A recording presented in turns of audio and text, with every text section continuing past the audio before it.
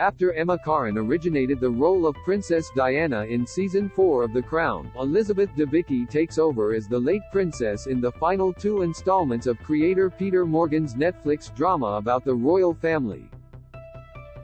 With Season 5 spanning from 1990 to the summer of 1997, the new episodes see the Australian actress recreating a number of Diana's memorable looks.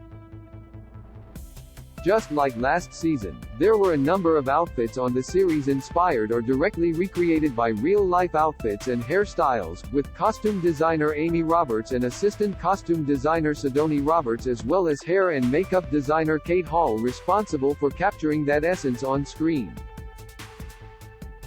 "We are trying to create a living, breathing character that feels believable," Hall said of the creative team's efforts to speak to Diana's life at that time, which includes big family issues, marriages breaking up, Amy Roberts added.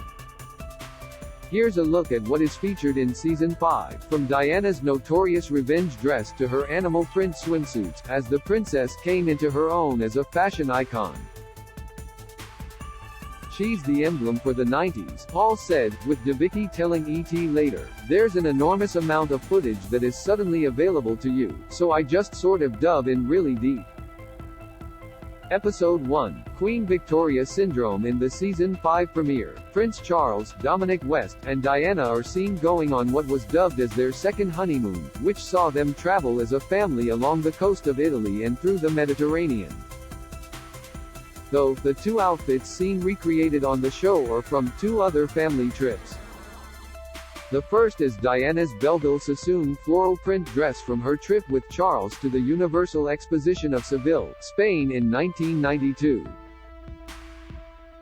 The second is an animal print swimsuit, which was likely made by Gotex, that Diana wore during her 1990 visit to Necker Island in the British Virgin Islands. This one shouldn't be confused with her 1997 boat trip with Dodi Al-Fayed, Khalid Abdallah, which will be featured in Season 6. Episode 2, The System. The second episode, which sees Diana wearing several of her signature oversized sweaters, is largely focused on her decision to record tapes for Andrew Morton's controversial tell-all book, Diana, and how she came to rely on a close friend to help relay the questions and recordings. One scene depicts Diana visiting a hospital where her close friend works. It is similar to the red outfit she wore in 1992 to the opening of a new wing at the Royal Marsden Hospital in London. Episode 4, Annus Horribilis. While Annus Horribilis is largely focused on what Queen Elizabeth II, Imelda Staunton, is going through during what is considered one of the worst years of her reign, Diana is briefly seen in a buffalo plaid jacket and skirt that's similar to one she wore to multiple events. One was in 1990, when she donned an Escada suit for a visit to Tenterden in Kent, while the other is a red and black tartan suit she wore during a 1992 visit to the St.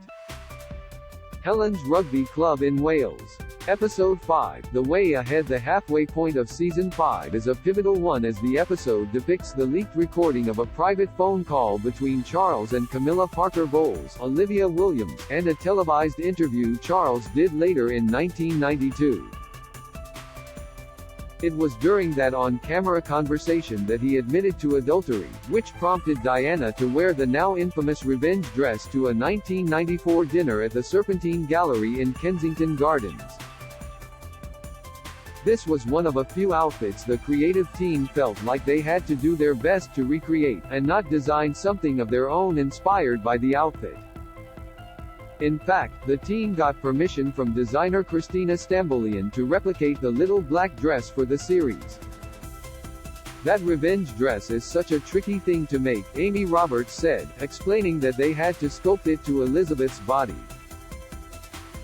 Sidonie Roberts added that Elizabeth's torso is different to Diana's.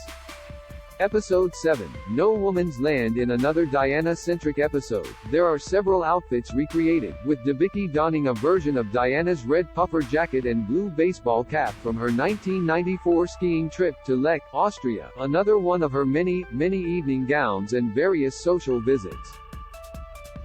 The most notable outfit, though, was the blue suit jacket and black dress she wore on Prince William's, Seanan West, first day of school at Eton College in 1995.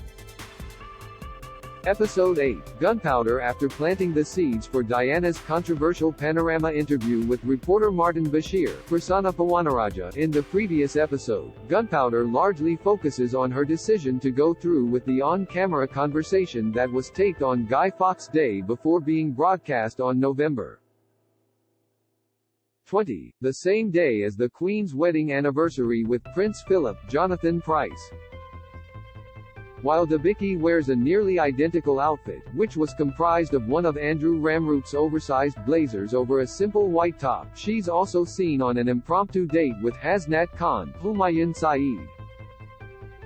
That outfit most closely resembles a matching blazer and turtleneck getup she was photographed wearing at the Zurich airport when she arrived for her Austrian ski trip. Episode 10, decommissioned. In the season 5 finale, Diana attends a royal gala performance of Swan Lake at London's Royal Albert Hall in June 1997.